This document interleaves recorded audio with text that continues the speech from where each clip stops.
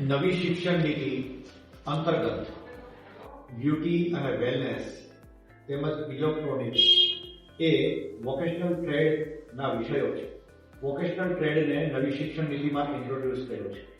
એમાં બ્યુટી અને વેલનેસ અને ઇલેક્ટ્રોનિક્સ એ અમારી બૌદ્ધા નાગરિક સહકારી બેંક કન્યા વિદ્યાલય શાળામાં છેલ્લા કેટલાક સમયથી ચાલી રહ્યા છે. એમનાથી વિદ્યાર્થીને આ સ્કિલ પ્રાપ્ત થઈ છે. વિદ્યાર્થી ભવિષ્યમાં એના પગ પર ઊભા રહી શકે અને જે ડિગ્રીઓ વ્યક્તિને કામમાં નથી આવતી, વિદ્યાર્થીને કામમાં નથી આવતી, એમના કરતાં આ કૌશલ્ય એમના અંગત જીવનમાં પણ કામ આવશે.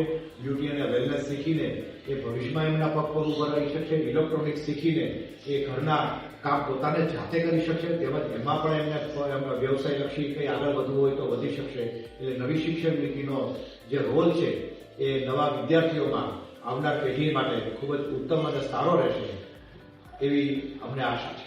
બ્યુટી અને વેલનેસ એ વિષય અમારી સ્કૂલમાં પ્રજાપતિ નીલમ લઈ રહ્યા છે, જ્યારે ઇલેક્ટ્રોનિક્સ એ અભિષેક કંસારા એ વિષય ચલાવી રહ્યા છે. બંને વિષયો બહુ સારી રીતે ચાલે છે. વિદ્યાર્થીઓ એમાં ખૂબ જ રસ દાખવી રહ્યા છે.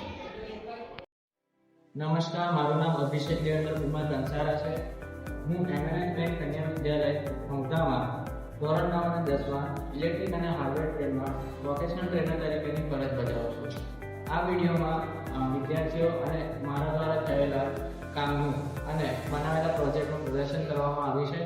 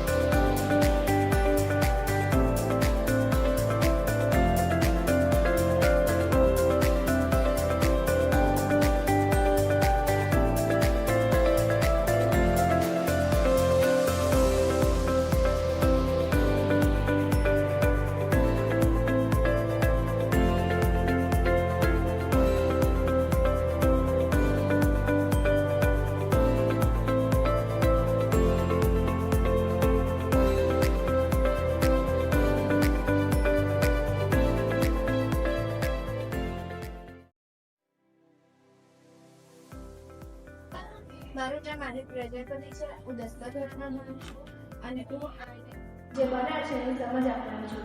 અણુના બંધારણના મુખ્ય 3 ઘટકો હોય છે: ઇલેક્ટ્રોન, પ્રોટોન અને ન્યુટ્રોન.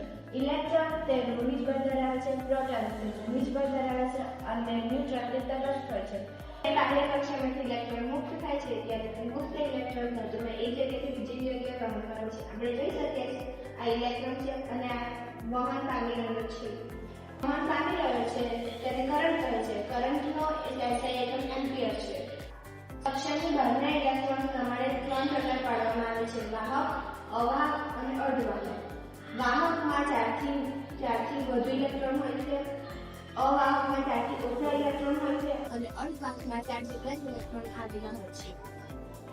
નામ રાવલ નીતિ અને રાવલ આશા છે. અમે ધોરણ 9માં અભ્યાસ કરીએ છીએ. અમે ઇલેક્ટ્રોનિક સબ્જેક્ટમાં ડાર્ક સેન્સરનો પ્રોજેક્ટ બનાવ્યો છે.